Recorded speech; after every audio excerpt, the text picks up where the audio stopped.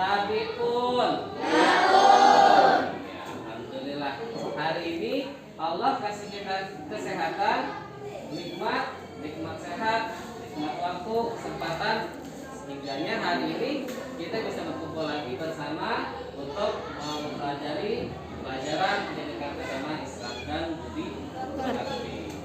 Anak-anak semua, kita hari ini akan belajar.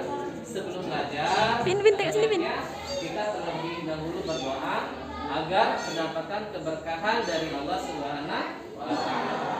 Itu doa kelasnya Gilang agar bisa memimpin doa teman-temannya terlebih dahulu.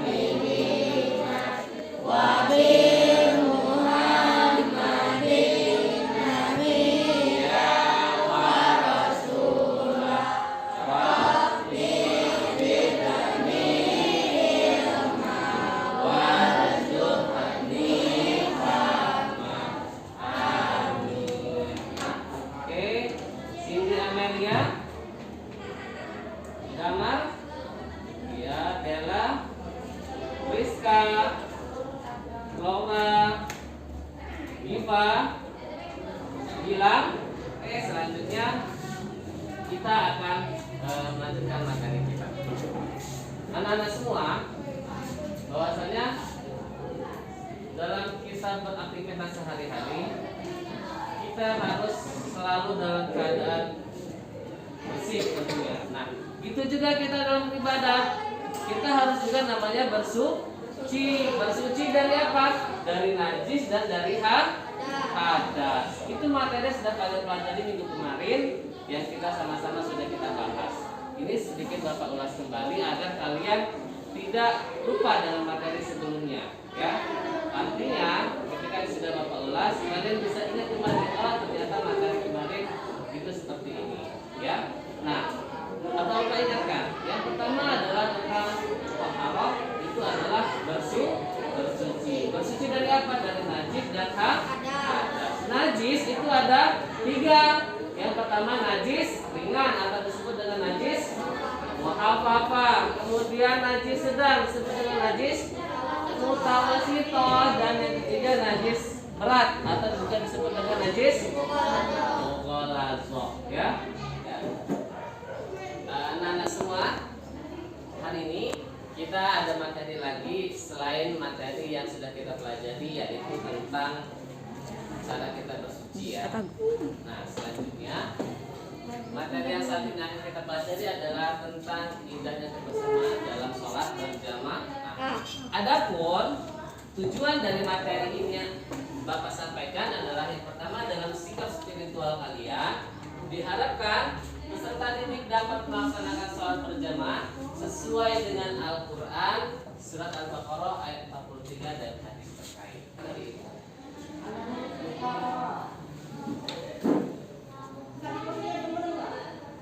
Sholat berjamaah dan sholat munfarid.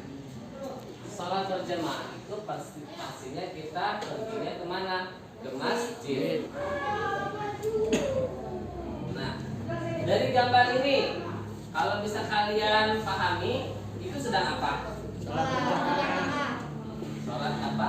Berjamaah. Ini adalah praktek sholat berjamaah. Nah, di sini dijelaskan sholat berjamaah dilakukan sekurang-kurangnya 2 orang. Nah, berarti ada imam dan ada makmum. Artinya ketika kita berjamaah itu harus terdiri dari minimal 2 orang. Kalau 1 orang berjamaah atau tidak? Tentu tidak, karena bukan sebagai syaratnya. Artinya syaratnya adalah dilakukan sekurang-kurangnya 2 orang atau lebih ketika kita melaksanakan sholat berjamaah. Nah, ini ada hadisnya. Ani bani Umar qala Rasulullah sallallahu alaihi wasallam, salatul jama'ati tafdulu ala salatil fardhi bi 27 darajah. Apa kata Rasulullah? Salat berjamaah lebih utama dibandingkan salat sendirian dengan 27 derajat dari sholat berjamaah. Yang selanjutnya adalah syarat sah sholat berjamaah.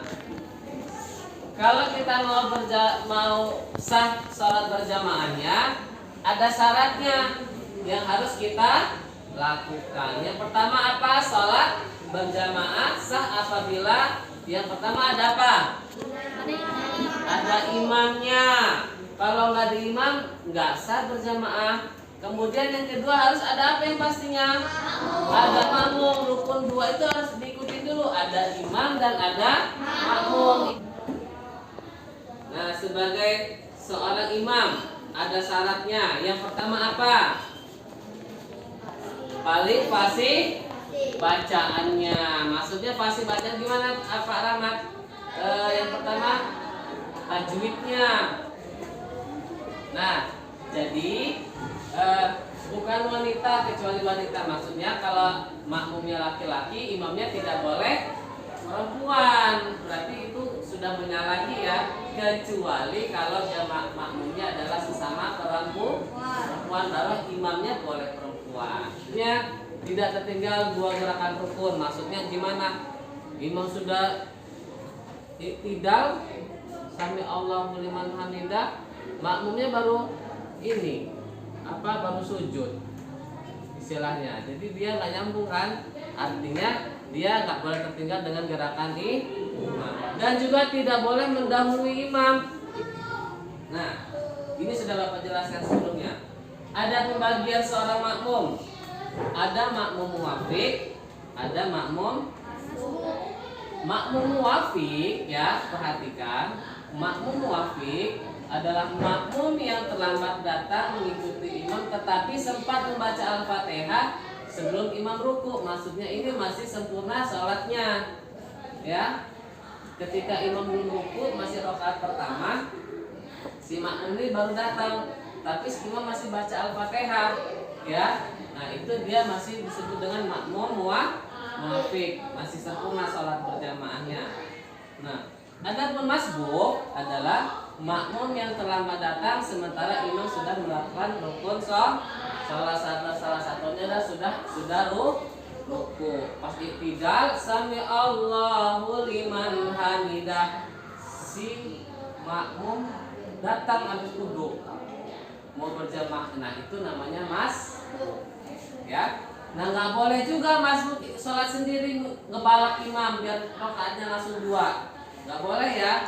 Artinya makmum nanti membayarnya ketika imam sudah menyelesaikan salam, baru si makmum mengganti sholat yang kekurangan. Selamat pagi. Pagi. Yes. Selamat pagi. Pagi. Yes. Apa kabar hari ini? Alhamdulillah.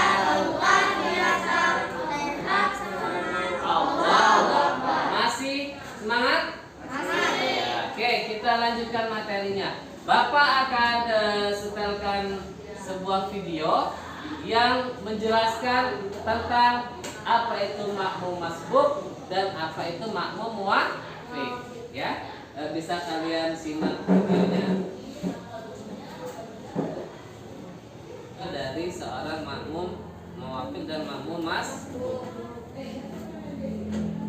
Ini tadi pahalanya Allah janjikan sholat berjamaah itu bagi sholat sendirian yang derajatnya adalah pahalanya adalah 27 lipat. Hanya di mana di masjid. Nah, ini filosofinya berjamaah itu adalah bersama-sama. Tapi yang namanya sendirian berarti bukan berjamaah ya. Yang namanya berjamaah itu dilakukan secara bersama-sama. Nah, ini adalah susunan dari saf seorang yang akan melaksanakan berjamaah. Jikalau 2 orang laki-laki berarti imam dan makmum bersebelahan, tapi nggak jauh posisinya ya. Jadi ini seorang imam, ini seorang makmum, dia bersebelahan. Kemudian jikalau makmumnya perempuan, umpamanya kalian dengan ibu kalian umpamanya ya berjamaah. Nah, ini imamnya, ini makmumnya. Ini makmum apa? Beda nggak dengan laki-laki? Kalau makmum laki-laki dia hampir sejajar. Kalau dia makmum perempuan langsung di belakang imam, ya, berjajar di belakang, bukan berjajar di depan. Kalau yang di laki-laki dia berjajar di depan, kalau yang perempuan dia berjajar di belakang. Adapun jikalau makmumnya itu laki-laki dan perempuan ada 2 orang, ini laki-lakinya imamnya, ini makmum laki-lakinya, ini makmum perempuannya. Jadi dia imam, makmum laki-laki, selanjutnya di belakangnya makmum perempuan. Tapi susunannya, nah ini kelihatan nak ya. Jadi gini nak, kalau di masjid ini kalau 2 orang, 1 imam 1 makmum. Kalau ini 3 orang, 1 imam 2, dia posisinya selalu berada di tengah. Nah, gimana Pak kalau sudah penuh saf pertama? Dilanjutkan di tengah-tengah saf kedua. Wah, tetap di tengah-tengah. Gak bisa, sudah penuh safnya ngambil lagi yang di pojok. Gak bisa dari pojok, dia harus ngambilnya dari tengah. Gitu juga ketika dia saf pertama, saf kedua sudah penuh, berarti dia ngambil lagi di saf ketiga berada di tengah-tengah. Ingat ya, kalau kalian sebagai masbuk masuk ke masjid ketika saf pertama ataupun kedua sudah penuh, jangan ambil di ujung-ujung, tetap ambil dia posisi di tengah. Nah, kalau saf itu dia harus sejajar kakinya ya. Tapi karena sekarang lagi corona, dipisahin setengah meter. Ada di masjidnya masih dipisahin. Alhamdulillah kayaknya sudah mulai normal kembali ya masjidnya. Nah ini susunan saf yang benar dan yang salah. Ini yang benar, berjajar safnya, kemudian lanjut ke tengah. Dan ini yang Bapak bilang tadi yang salah. Udah penuh, ambil di ujung sini, ambil di ujung sini, di ujung sini, bisa-bisa. Ini berjamaah yang salah. Ini sering gak kalian yang laki-laki kalau berjamaah masjid bertemu yang seperti ini? Bapak sering lihat yang makmum, iya, anak kecil, kadang yang dewasa juga ada yang seperti itu. Karena mungkin dia belum paham. Kalau sudah paham pasti dia tidak mau melakukan yang seperti itu ya. Pasti dia ambil posisi yang di tengah karena dia sudah tahu ilmunya. Itulah pentingnya kita belajar. Belajar itu adalah salah satunya untuk menambah ilmu dan wawasan kita. Nih, beberapa sholat yang harus dilaksanakan sholat berjamaah. Yang pertama ya tentunya sholat wajib. Ada sholat apa? Subuh, selain sholat wajib, ada lagi sholat-sholat yang diharuskan dilaksanakan secara berjamaah. Yang pertama adalah sholat Jumat untuk berjamaah. Nah ini ada, boleh kita nggak berjamaah di masjid asalkan ini memenuhi syaratnya. Karena kan tadi adalah berjamaah itu mendekati kewajiban adalah sunnah muakkad. Yang pertama hujan deras nggak berhenti. Kemudian angin topan. Ketika sudah makan, makanan sudah tersaji, waktu sholat masuk, pilih mana, makan dulu apa sholat dulu? Dianjurkan kalau kita sudah lapar, sangat lapar sekali, boleh kita makan dulu ya. Kenapa? Khawatirnya ketika kita sholat kita mikirin makan. Aduh, ayam goreng itu udah dimakan belum? Biasa sama adik saya. Aduh, habis enggak sambal terasi saya itu ya. Itu mikirinnya sholatnya enggak khusyuk. Makanya dianjurkan boleh makan terlebih dahulu. Ketika ingin BAB, pilih mau sholat berjamaah atau pilih BAB dulu. BAB dulu, nanti sholatnya gini. Lama betul imam ini, katanya kan di dalam hatinya. Makanya dianjurkan untuk melaksanakan buang hajat terlebih dahulu, baik itu buang air kecil maupun buang air besar. takut datangnya bahaya, umpamanya ada teror ya. Kemudian sakit umpamanya kena DBD, kena apa yang dia tidak bisa dalam keadaan pergi jauh dari rumah. Karena setelah makan bau ketek, bau jengkol. Ada yang suka jengkol? Ya, nggak apa-apa. Tapi kalau kita mau sholat, kita gosok gigi terlebih dahulu ya.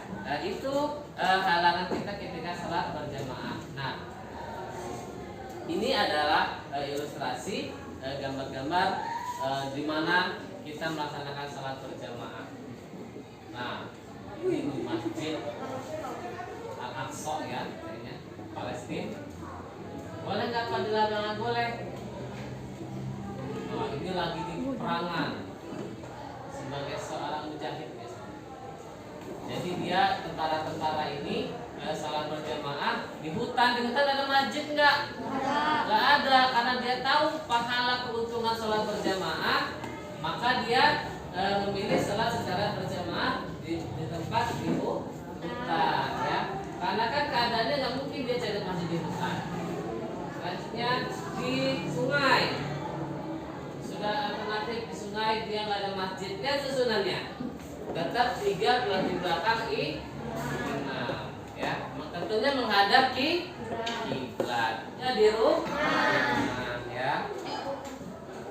Apa hikmahnya melaksanakan salat berjamaah? Yang pertama meningkatkan ketakwaan kepada Allah. Yang kedua menambah khusyuk dalam beribadah. Yang ketiga yang pasti adalah pahala sebanyak 27 melatih diri untuk disiplin, memupuk semangat persaudaraan, yang terakhir menebarkan ajaran Islam di kalangan masyarakat. itu adalah hikmah dari melaksanakan sholat berjamaah. Nah, alhamdulillah materi kita sudah selesai. Dari tadi Bapak sudah menyampaikan materi tentang sholat berjamaah, di mana indahnya sholat berjamaah itu mulai dari dalilnya, pengertiannya, syarat-syarat berjamaah ya, kemudian syarat sah seorang imam, syarat seorang makmum ya, susunan safnya ya. Baik anak-anak semua, tadi kan Bapak sudah menyampaikan materi ya, dari mulai sholat berjamaah, tata caranya, hukumnya, syarat sahnya, dan susunan safnya. Nah, dari ini ada yang masih kurang paham dan kurang ngerti, silakan yang ingin bertanya. Siapa saja? Ya, Pak ini saya bilang coba. Nah, bilang pertanyaan apa? Pak, izin bertanya, jika saya sholat zuhur dan saya mendapati imam sudah bertahiyat awal. Sudah melaksanakan tahiyat awal. Nah, artinya ketika mengalami hal seperti itu kan dia menjadi seorang masbuk pastinya ya. Nah, si Gilang langsung mengikuti gerakan imam pada saat tahiyat awal. Dan selanjutnya setelah imam salam di rakaat terakhir, si Gilang itu melanjutkan salatnya kembali dan membayar kekurangannya, berarti kekurangannya rakaat 2 rakaat di rakaat ketiga dan rakaat keempat. Dia tetap melanjutkan lagi. Selanjutnya ada yang bertanya lagi, dan Gilang, ya silakan bintang. Baik, saya rasa sudah jelas ya. Ada lagi memang yang belum cukup? Ya, baik kalau sudah cukup, selanjutnya Bapak akan buat kelompok untuk berdiskusi bersama-sama tentang materi yang Bapak sampaikan ini. Ya, nanti di kelompoknya itu silakan pilih satu orang untuk membacakan atau mempresentasikan hasil diskusi kelompoknya ya.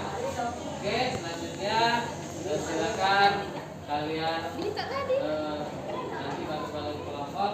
Untuk kelompok 1 putri ada di barisan sini ya.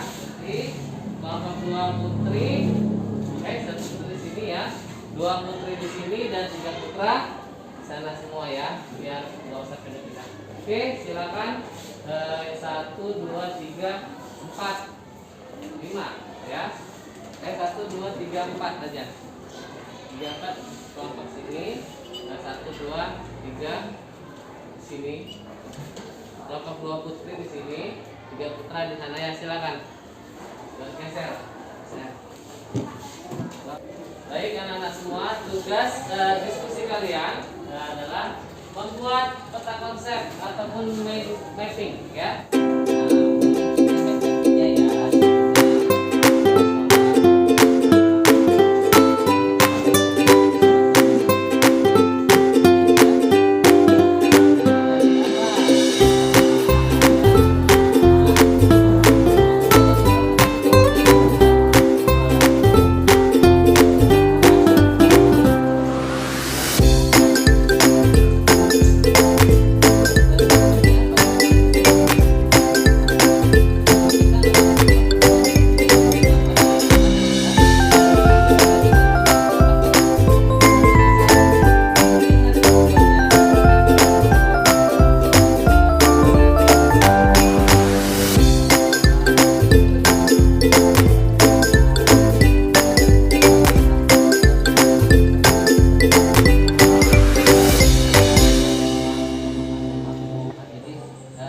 boleh di